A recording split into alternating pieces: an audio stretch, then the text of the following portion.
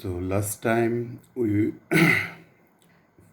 were discussing about how Ashapati had entered into the domain of mind, and we also found that there are three stages of mind. First being physical mind, second life or desire mind, and the third is the reasoning mind. And there are two more powers of the mind, of course, which is life thought and pure thought mind. So we were discussing about these last time in Canto 10, and now here today in the Canto 11 we see him, that is Ashapati, crossing beyond the limits of human mind to enter into the regions of a vaster transcending thought, which is allied to a vision facing the eternal spirit. And what is this region? This is called the ideal mind,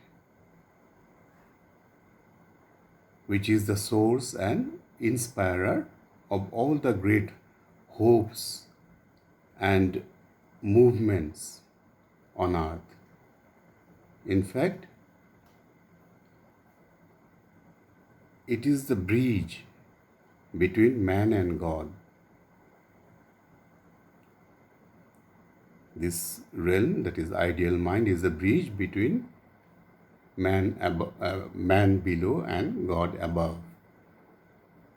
And here are the truth ideas that prefigures creation below. That is, whatever takes place in the creation below has to take shape in this ideal mind above. So this is basically the stage of mind into which Ashapati has entered into now. That is what we find in Canto 11. Now, however, let us now move on to our chosen lines. The line being, as we have already seen, if nature's ignorance is truth's instrument. And along with this line, which is the chosen line today, we will have some more lines following, on which we will be deliberating upon today. And these are really very interesting actually. So, even nature's ignorance is truth's instrument. Our struggling ego cannot change her course. Yet is it a conscious power that moves in us, and destiny, the unrecognized child of will. That is,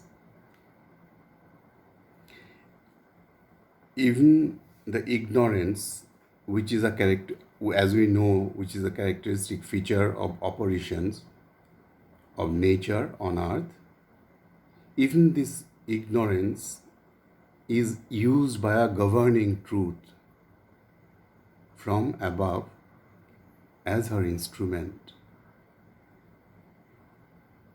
And movements of ignorance are utilized by truth for her fulfillment further on. So, even though we feel that we are steeped in ignorance on earth, in the lower creation, but this has its own purpose, and the truth will of the spirit from above sees everything, takes into account everything, and governs over ignorance, so that through even ignorance man can progress to light. The restless self-willed ego of man cannot diverse or change the course of truth in evolution. In fact, what moves man is not an unconscious mechanical force, but a conscious power of the spirit, and the destiny to which he seems to be helplessly become a subject is actually nothing else than the result of the governing truth will above. So,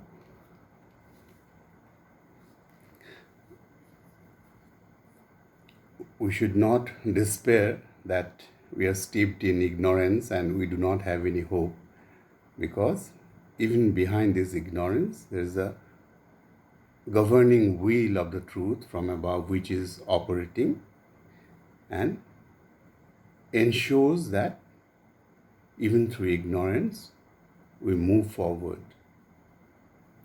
Infallibly by truth's directing gauge, all creatures hear their secret self disclose, forced to become what in themselves they hide.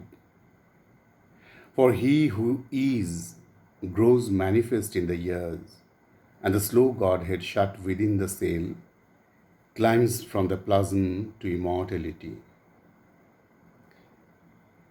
The powerful gauge of the directing truth compels all creatures involved in the creation in its evolutionary course to progressively reveal the truth which is hidden within each one,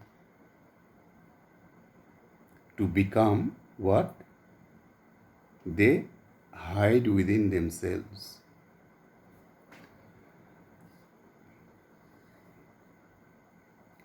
The divinity that is embedded in forms manifests itself over the years, and that is why it is said that for he who is grows manifest in the years, and the slow Godhead shut within the cell climbs from the plasm to immortality.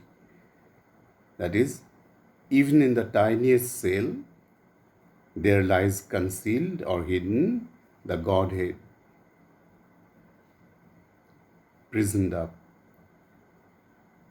that slowly evolves and builds step by step from a speck of life in the cell to full immortality. So there is no doubt about it, although the plight of man as we see in our life, day-to-day life, that we do not have any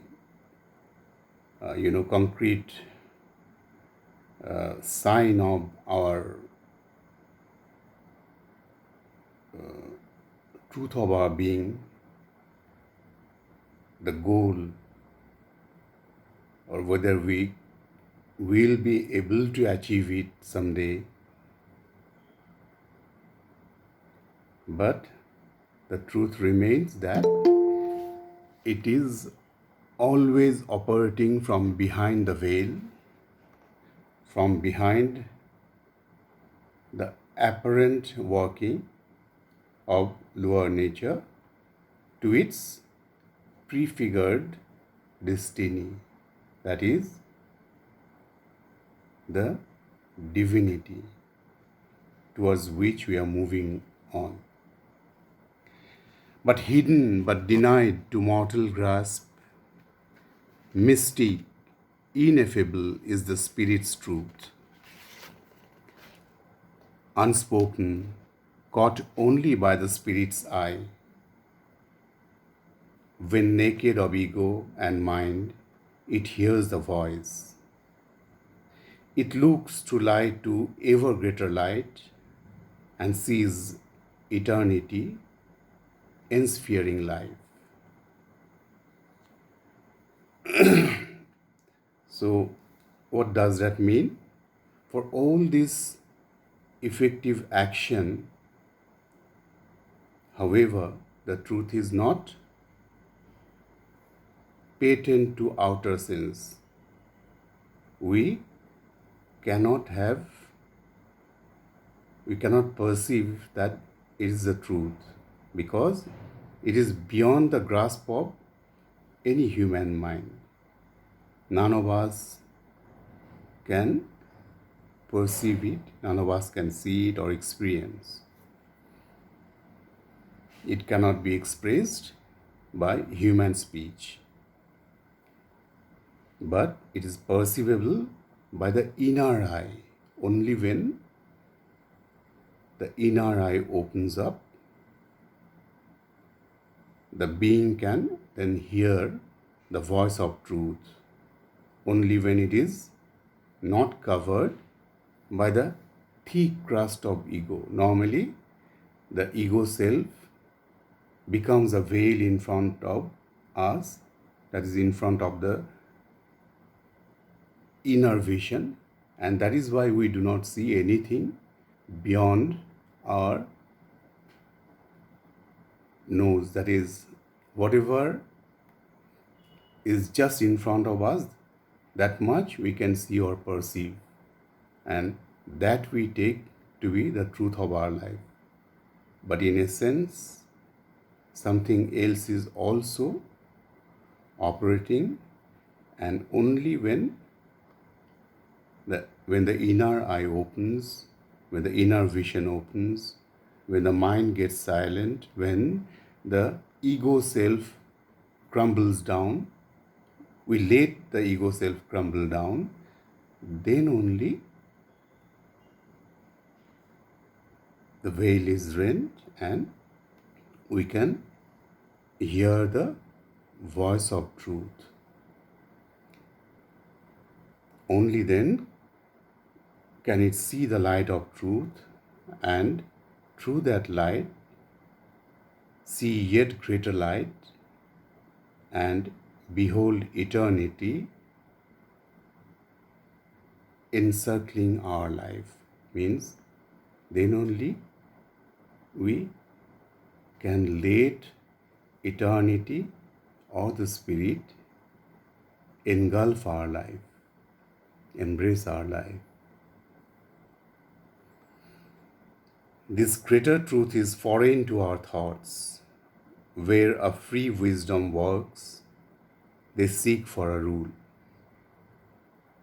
Or we only see a tripping game of chance, or a labor in chains forced by bound nature's law, an absolutism of dumb, unthinking power.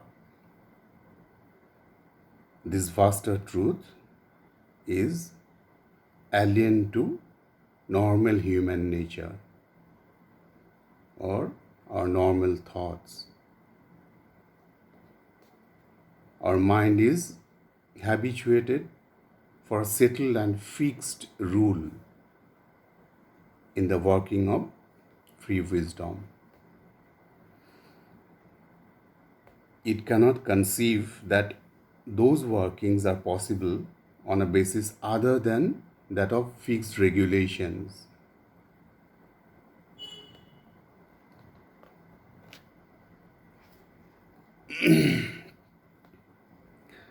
So, this is it for the day. In fact, you see, Savitri is such a vast truth. If only we care to delve deeper and deeper, gradually, concentrating, opening ourselves, aspiring for the truth, then it can give us so much. Not only it will be a mental understanding, but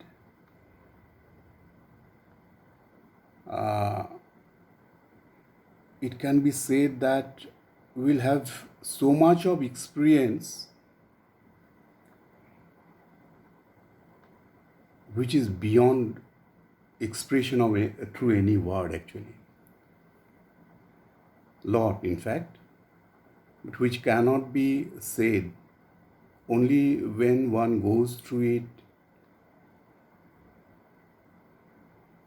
day by day, progressing, opening our whole being, because our whole outer nature, as we discussed just now, it is a veil formed by the ego, ignorance, and all that stuff. And until and unless we open ourselves to the deeper light, to the deeper working of truth, we cannot imagine even that there can be such vaster expanses of truth operating in our daily life itself. Only we'll have to open up and connect. Not even try to understand. Let it come and embrace our being. Open up our closed doors of senses, and it is altogether a different zone. First, it is a narrow opening maybe, but gradually becoming a vaster expanse of truth.